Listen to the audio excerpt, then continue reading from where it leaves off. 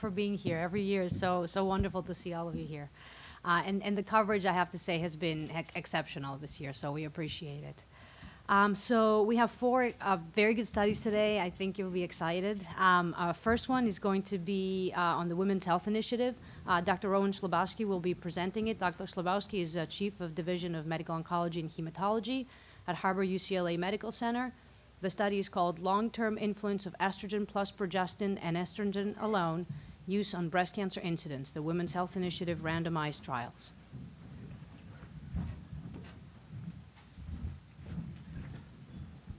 Okay, thank you. And these are my conflicts. And the background goes back over half a century. Conjugated equine estrogen introduced in U.S. clinical practice in 1942. After a half century, however, the effects of estrogen alone or estrogen plus progestin on breast cancer still remain controversial.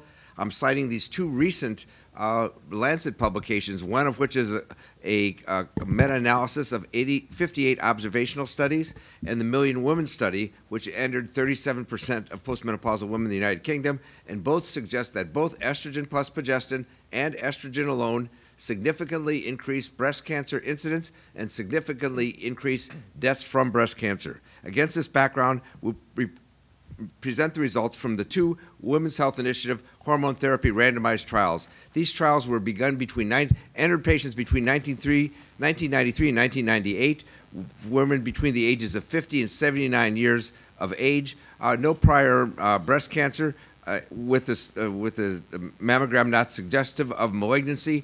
Postmenopausal women with prior hysterectomy were randomized to conjugated equine estrogens or placebo. Women who had an intact uterus, at that time it was known that endometrial cancer risk was associated with women with estrogen use in women, so the progestin blocked that, so we used conjugated equine estrogens plus medroxyprogesterone acetate versus placebo. The primary monitoring outcomes for the study were coronary heart disease for benefit and invasive breast cancer for harm, and you'll see these paradoxical results, at least in the estrogen alone trial.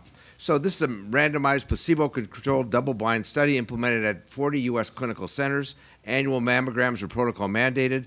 Breast cancers were verified by medical record review, and deaths were verified by central death certificate review. And importantly, we used the National Death Index, which captures 98 to 99% of deaths, regardless of women's consent to continue to be followed or drop out. So our mortality findings are really absolutely complete.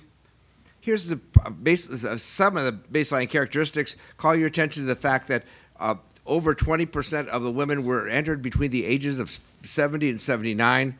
They're a little heavier than the population at that time. Currently, the U.S. population, 40% of postmenopausal women in the U.S. are obese, and you can see it was a little higher in the CE alone trial. And about half the women had never used hormone therapy previously. So here's a summary kind of the results, and what we can see is the solid blue line is the estrogen alone outcome for breast cancer incidence, and the faded blue line is the control group who received placebo.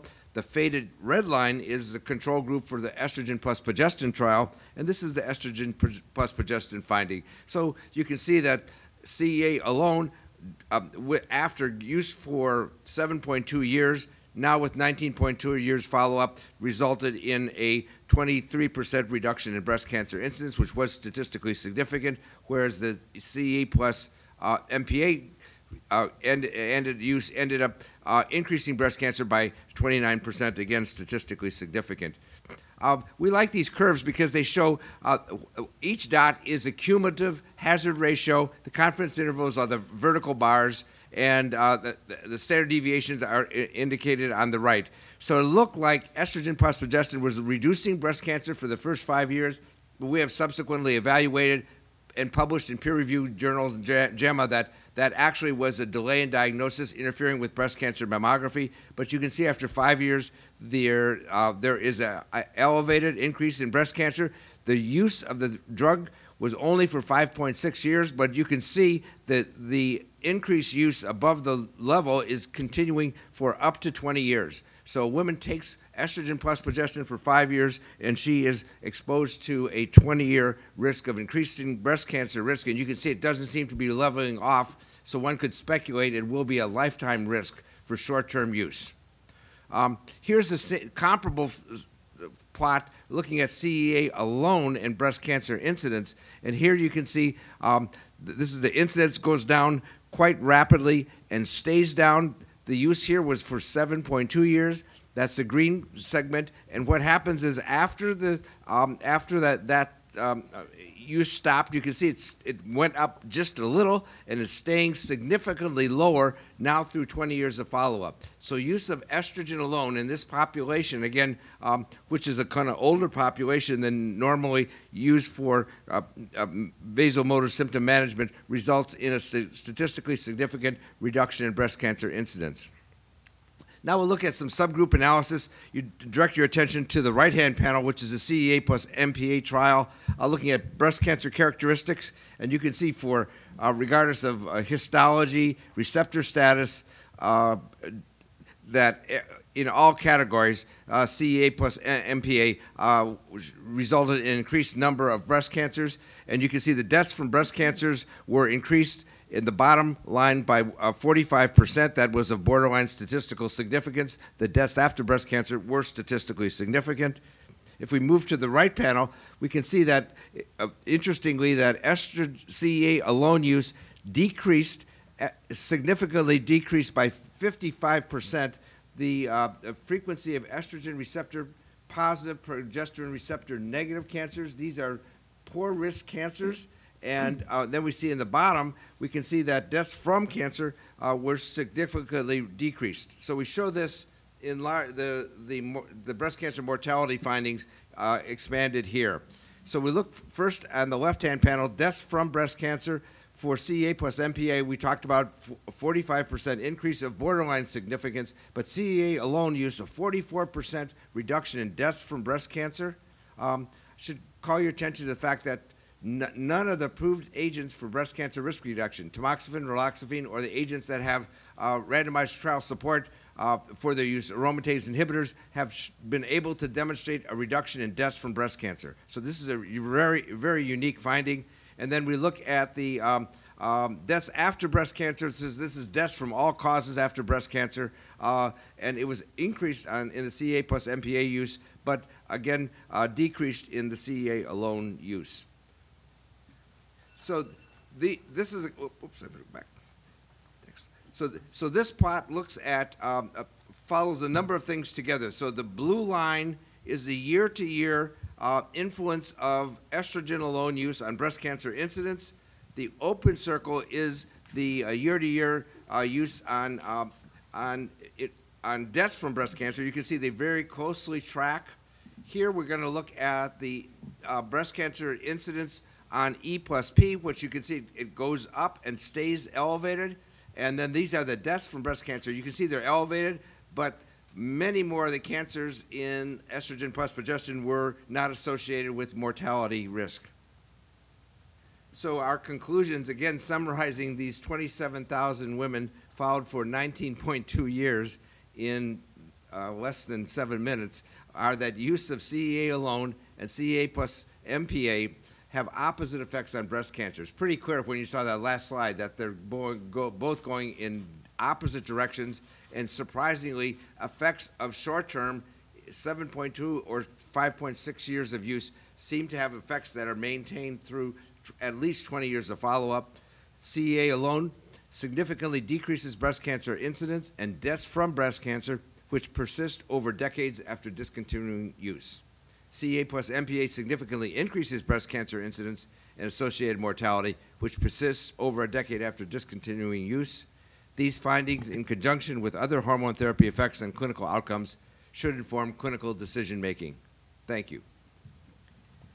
So we'll take questions. I guess I'm going to ask the first one. So you have a woman who is postmenopausal. How do you counsel her? These results are different from the results from the other two studies. Yeah. So there's been a number of attempts to, I'll try the first one to try to reconcile the findings. The leading issue is that our population was older than women normally starting menopausal hormone therapy, though we saw no interaction by age. It looks like time for menopause is an important factor that contributes to this. That was important. That is, you had to be further from menopause to have the greatest effect. That was a significant interaction during the intervention years, but that went away, so it looks like something else is going on. No one has been able to reconcile these findings. I'm sure the Lancet investigators will take a crack at it. The second part is, how do you counsel women? I think for a woman who has a hysterectomy, which that is 25% of women in the United States now, they could certainly use estrogen alone. Because these findings are reassuring for breast cancer incidence in a subgroup analysis, which is always hazardous, but in a subgroup analysis that we published 2 years ago in JAMA, there was an overall survival benefit for estrogen alone use for women between the ages of 50 and 59. Marisa Weiss, breastcancer.org. The women in this study, were these women who were symptomatic from menopause to begin with, who may have had a lower endogenous estrogen state and then were motivated to participate in the study, or these sort of regular women who were just postmenopausal? Yeah, it's probably selected against women with limiting vasomotor symptoms, because they had to recognize that it had to be randomized to no therapy, and then if they were taking hormone therapy, they had to be willing to take a 3-month washout period. So basically, we wouldn't get anyone, I think, who had limiting vasomotor symptoms, who didn't want to stop the hormones or found that it was bad once they stopped the hormones. So it's in the opposite direction in terms of, so it would be more women who do not have limiting vasomotor symptoms. Yeah. Bruce Jansen, MD, Edge Oncology. Would you expect that these findings would have any impact on guidelines? Yes, I would hope so. I mean, so it's one of the issues is how do you interpret 58 observational studies findings against kind of a 10,800 patient randomized trial with 20 years follow-up. So I think, but I think they should, and I think women who are considering estrogen alone should know it's safer, and there may be a breast cancer benefit associated with use. I think women considering estrogen plus progestin have a little bit more difficult dilemma, because they have to be willing to, accept a maybe 20-year and maybe lifetime increased breast cancer risk. Having said that, a woman with limited symptoms then would go into the numbers, and in any kind of prevention setting, the absolute risks are very small, right? It's just like seatbelt wearing. We all wear seatbelts, but it's that kind of balance. But I think they should, on the edges, influence the guidelines. I think there's been more of a thrust to try to consider estrogen plus progestin and estrogen alone, and you can see from these curves they are clearly do not have the same effect. Just wonder about the mechanism of action. Like, what is progestin doing that's causing this trouble? Like, do you have any more insights into that? Yeah. The leading hypothesis is that it's well known in preclinical studies that progestins increase breast cancer stem cells, and this is part of this very, very complex process of when during pregnancy, when the breasts have to get ready to generate milk. They have to increase glandular tissue, and that's a very complicated process in terms of signaling back and forth. So they get the signal to increase their stem cells. The next signal, which we don't know, doesn't come. And so those breast cancer stem cells stay there, and then the woman is stuck with one mutation away from having breast cancer incidence. So I think that's a pretty kind of satisfying rationale. Yes. Caroline Heligasco posts, this is just kind of a practical question, because as writers, we try to simplify some of this. Do we need to say CEA plus MPA, or can we say estrogen alone or estrogen plus progestin? I mean, just semantics, Yeah. So there's the issue of whether this is. I mean, this was the dosing schedule that was being used by 95% of U.S. women when the study started. It's still being used by the majority of women now. In observational studies, in that meta-analysis, which we say there was no difference between estradiol use and conjugated equine estrogen use. So I think a shorthand use of estrogen alone or estrogen plus progestin is probably justified. That would be, I would have to say, arguably, right? Okay, all right. But I think, I'm willing to do it when I write things, right? Sort of a follow-up question. I'm from Canada. The only progestin available that the doctors prescribe in Canada is prometrium. Sure. Would these findings also apply to any progestin? Yeah, we'll go the other way. There's no evidence to suggest that any other progestin is different. Now, I should say that micronized progesterone, which is sometimes touted as a regular, natural progesterone, which had been used commonly in France. About 20% of the population had fewer breast cancers with their use, but they had more endometrial cancers. As opposed to saying it's a better progestin, it's just suggesting that the dose was too low to prevent endometrial cancer, and so therefore the dose was not high enough to increase breast cancer. So with that proviso, that micronized progestin has that dual thing, no other progestin has been associated with a different outcome in observational studies, because that's all we have is other observational studies. What about women who have a uterus still and they want to take hormone replacement therapy? How should physicians counsel women who will have to have both hormones? Well, at least in Canada, you can't have estrogen alone if you have a uterus. Yeah, so I'm a breast oncologist, not a gynecologist.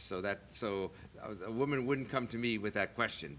But answering that cross-disciplinary, I think the first thing would be to go over the numbers, the absolute risks. And it'll be a small number of women who are putting themselves at increased risk by taking this. The second part is that there are other combinations which are beyond the scope we're discussing about, which would be like SERMs, that are supposed to have less breast cancer risk, though we don't have full-scale randomized trials to support that. And some gynecologists would use estrogen alone with monitoring of the uterus. So there's like three strategies. I think women with limiting vasomotor symptoms really should be taking something, as opposed to not taking something or not being able to function in their life activities. But go to somebody who's an expert, not to a medical oncologist who's running big clinical trials. And I think one of the things that I noted here was the continuation of that risk way past the 5 years. Previous data have potentially suggested that within 6 months to a year of stopping estrogen, the risk decreases, but here it doesn't. Yeah, it works both ways. Once we reported the results about estrogen plus progestin in 2003, the use of all hormone therapy dropped about 70% around the world, including in the United States. And with Peter Ravden, who was here from San Antonio, and I was on the report in a New England Journal of Medicine, we reported that the breast cancer incidence dropped substantially. And actually, we looked at that data again just this year, and the reduction has continued through 20 years. So there's been 20,000, and we presented that at AACR last year, and now it's in press, and there was 20,000 fewer breast cancers, and that 20,000 fewer breast cancers has been maintained through 10 years. So 200,000 fewer breast cancers have occurred because we stopped. And the reason is there weren't this 20 or 30% of women coming forward to take estrogen plus progestin, so you didn't bring you didn't bring a huge 1/4 of the population in with higher risk than otherwise would have occurred. But the sustained effects are really remarkable. I think no one really kind of predicted that. I think that's one of the major findings of the Women's Health Initiative.